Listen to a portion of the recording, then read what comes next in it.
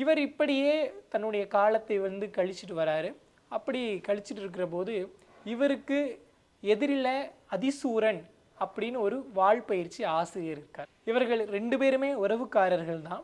ஆனால் இவங்க 2 பேருக்கும் இடையில பொறாமை குணம் அப்படிங்கிறது இந்த அதிசூர அப்படின்றவருக்கு அதிகமாக இருக்கு.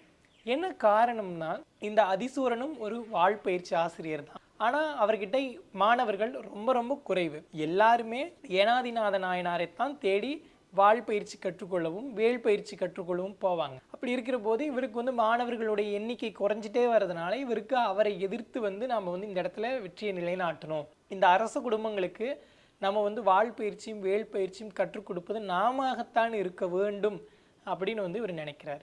அப்போ இந்த பொறாமை குணத்தினால் அதிசூரன் ஏனாதிநாத நாயனார்கிட்ட வம்பு சண்டைக்கு வராரு. இந்த வம்பு சண்டை என்ன ஆகுது, முத்துது.